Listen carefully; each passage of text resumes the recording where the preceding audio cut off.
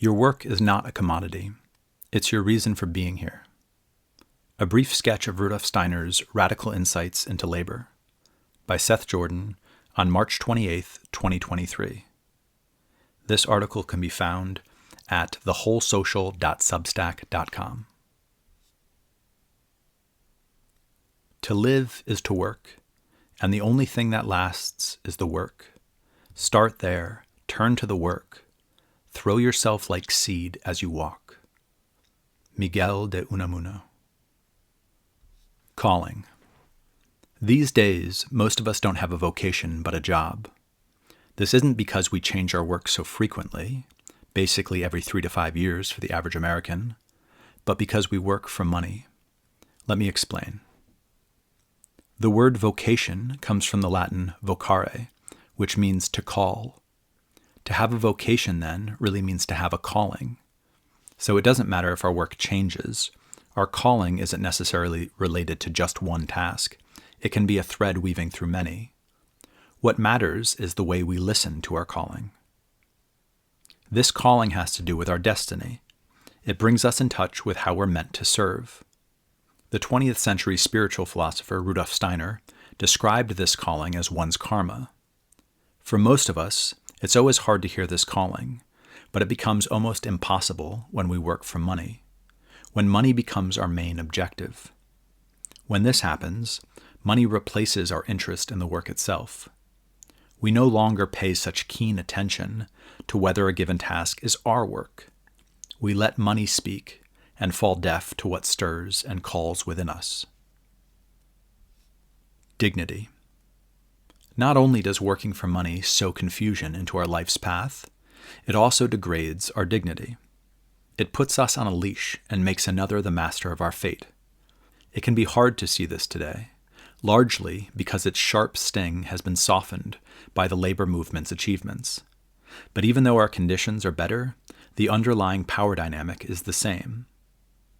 Here's how the early 20th century labor activist Arturo Giovannitti described this dynamic. Quote, "The man that owns the tool wherewith another man works, the man that owns the house where this man lives, the man that owns the factory where this man wants to go to work, that man owns and controls the bread that man eats, and therefore owns and controls his mind, his body, his heart, and his soul." End of quote. When we buy and sell labor, we treat an essential part of the human being as a commodity. The employer buys and therefore owns the employee's labor. Though it's considered normal, when we pay attention to this, we can feel how it violates our sense of dignity. For example, have you ever seen day laborers waiting for someone to hire them? It's fundamentally different than the street vendor hawking their wares. One is selling a commodity they've made. The other is forced to sell themselves. Rudolf Steiner draws our attention to the fundamental dynamic that's present. Quote, "Today we have as a remnant of slavery just that which disturbs the working man so much, namely that his power to work is sold. In this way, something belonging to him is organized from outside. This must go. It is only possible to organize socially what does not integrally belong to the human being, such as his position or the function to which he is appointed. In short, something which is not an inner part of the individual." End of quote. So we can see that when we buy and sell labor, human beings are inextricably caught up in the process. It simply can't be done with the same sort of detachment with which we buy and sell goods. It's always personal. Wherever our work goes, we must go also. Truth. Before turning to the question of how to address this issue, let's look at one other aspect: the truth of what's actually taking place. Human labor shouldn't be bought and sold as a commodity because it's not a commodity. This is where our ideas have failed us. As economic thinkers, we've allowed everything to be bought and sold without concern for its true nature. But this simply ignores the underlying reality. When we buy labor with money, we're trading work for goods, which is all that the money represents. But work and goods aren't the same thing. They're apples and oranges. They can't actually be exchanged for one another because there's no shared standard of value. Goods are the result of work, not the work itself. The distinction is clear. Goods are the product, Work is the producing. Steiner calls such an exchange a, quote, living lie, end of quote. We treat something as a living reality that has no reality to it. The truth is that every economic exchange is actually an exchange of goods for goods. We've just obscured it. When two people trade goods, say bread for soap, they trade the result of their labor. Even when someone buys the soap for money, the money is still just a stand-in for their own goods. But imagine the soap maker didn't produce the soap on her own. She made it with her family. When she goes home and pays her family members, she's not paying them a wage for their labor. She's splitting up the collective earnings from the goods they collectively produced. And that's what actually takes place in every company all the time. Here's Steiner again. Quote, within capitalist economics, work has become a commodity which the employer buys from the employee. An exchange is made, money representing goods for work. But such an exchange is actually impossible. It only appears to take place. In reality, the employer receives goods from the employee, which can only be produced through the worker's time and effort. The production of goods comes about through the collaboration of the employer and employee. The worker receives one part of the equivalent value of these goods, the employer the other. In a healthy social organism, it must be clear that work itself cannot be paid for. Work cannot receive an economic value as if it were a product. Only the product itself, the result of the work, can be assigned an economic value in relation to other products. End of quote. Health. This brings us to the question, how should we treat labor so it becomes healthy? How should we treat labor so it's true to its own nature, doesn't degrade our dignity, and empowers us to follow our calling? We can look at this question both at the level of society and the level of the individual. At both levels, the ideal is the same, to separate work from income, but we can approach it in different ways. Starting with the individual, we can do everything in our power to hear our calling. On the one hand, this means attuning ourselves to beauty, because the beauty we can see is the beauty we've been given to serve. But it also means trying to see the beauty in all tasks, however low we might find them. Can we come to see everything in the world as worthy of our devoted service? Can we learn to fall in love with the world? On the other hand, we need to stop working for money. This doesn't mean we shouldn't receive support. It means we shouldn't make our labor contingent on support. Before taking up any task, we can ask ourselves, would I do this even if I didn't get money for it? If not, can we find some other task we feel called to do entirely, regardless of what it pays? Yes, this might very well mean living off less, that life won't be as comfortable.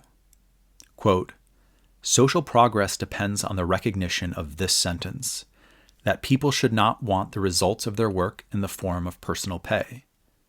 People must not want to have anything for themselves as a result of their work. A person owes work to society. People must limit their existence simply and purely to what society bestows on them. End of quote. But even if life becomes outwardly less comfortable, when you find work you believe in, then life becomes inwardly suffused with greater meaning and joy. And it's worth noting that Steiner himself worked in this way, at least from what can be found in some biographical sketches. For instance, when he took up a teaching post at the Workers' Training School in Berlin, he never asked what he'd be paid and started the work before they ever told him. When his classes then became hugely popular and the school wanted to compensate him for all the extra tuition he was bringing in, he refused to have his income tied to his work and said they should share the additional funds between all teachers. Of course, many people are so hard up that they have no choice. They simply have to work for money. They have to feed their family, and so they have to work jobs they don't feel connected to. So let's look at this issue at the societal level. How can we separate work and income systemically so that everyone can live a dignified life? It can be hard to imagine this at a larger scale, but there are a number of examples where it's already happening. For instance, the Camp Hill movement, which has over 100 communities around the world and primarily takes care of people with special needs, has worked with this ideal for the last 80 years, supporting members of the community according to their needs and not according to the work they perform. But the most commonplace example is the military. Historically, soldiers haven't been paid a wage for their work. Instead, they labor on behalf of the whole and receive a livelihood that's adequate to their needs. Steiner himself pointed to this. Quote, "It immediately produces unhealthiness in the social life when the human being is so placed into society that he is paid for his labor according to whether he does much or little. The human being must derive his means of existence from a society quite differently constituted. The soldier receives his maintenance, then he has to work. But he is not paid directly for his work, but because as a human being he holds a certain position. That is the point. That is the most essential social principle, that the produce of labor should be completely separated from the provision of maintenance." End of quote. Of course, however large such undertakings might be, they are still isolated examples. Is it possible to realize this principle at the highest level, at the level of the whole society? Steiner knew it was. We simply have to recognize how toxic and untrue the current dynamics are, and then develop the will to transform them. When we do, we'll come to see that our work isn't a commodity. It shouldn't be bought and sold on the market. In fact, labor shouldn't be determined within the economy at all. Human dignity shouldn't be subject to economic forces. The economy should be subject to the requirements of human dignity. Therefore, the work a person performs should be determined in conversation with the community, in the realm of self-governance where everyone is equal. Quote, "The nature and extent of the work which a person carries out in service of the social organism must be determined by his capacities and the requirements of human dignity. This can only occur if work is regulated by the government independently of economic management." End of quote.